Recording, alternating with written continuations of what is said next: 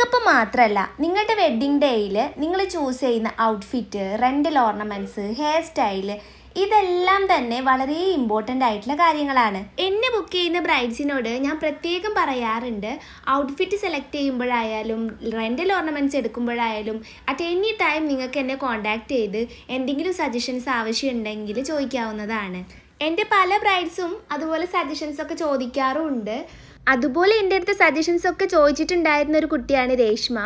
ഞാൻ മേക്കപ്പ് ഇട്ടാൽ ഓവറായി പോകുമെന്ന് വിചാരിച്ച് തനിയെ മേക്കപ്പ് ചെയ്യാമെന്ന് വിചാരിച്ചിരുന്ന സമയത്താണ് ആളുടെ ഫ്രണ്ട് നമ്മുടെ പേജ് സജസ്റ്റ് ചെയ്ത് കൊടുക്കുന്നത്.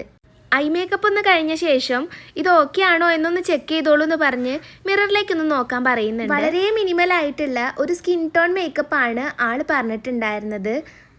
ഞാൻ ചൂസ് ചെയ്തിട്ടുണ്ടായിരുന്ന ഒരു ലിപ്സ്റ്റിക് ഷെയ്ഡ് ആൾക്ക് വളരെയധികം ഇഷ്ടപ്പെട്ടിട്ടുണ്ടായിരുന്നു. അപ്പോഴാണ് ആൾ പറയുന്നത്, ഇഷ്ടപ്പെട്ടൊരു ലിപ്സ്റ്റിക് ഷെയ്ഡ് കിട്ടാത്തത് കൊണ്ട് ഒരുപാട് കാലമായിട്ട് ലിപ്സ്റ്റിക് യൂസ് ചെയ്യാറേ ഇല്ലയെന്ന്.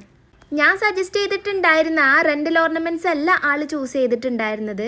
ഞാൻ പ്രത്യേകം പറഞ്ഞിട്ടുണ്ടായിരുന്നു, ഞാൻ സജസ്റ്റ് ചെയ്തു എന്ന് വിചാരിച്ചിട്ട് അത് തന്നെ എടുക്കണം എന്നൊരു നിർബന്ധമില്ല, നിങ്ങൾക്ക് എന്താണോ കംഫർട്ടബിൾ അത് മാത്രം ചൂസ് ചെയ്താൽ മതിയെന്ന് കേട്ടോ. പക്ഷേ ആളുടെ ഇഷ്ടത്തിന് എടുത്തതും അത്ര കംഫർട്ടബിൾ ആയിരുന്നില്ല.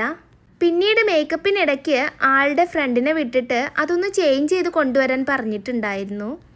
അതാണിപ്പോൾ നമ്മുടെ ബ്രൈഡ് വീഡിയോ കോളിൽ നോക്കിക്കൊണ്ടിരിക്കുന്നത്.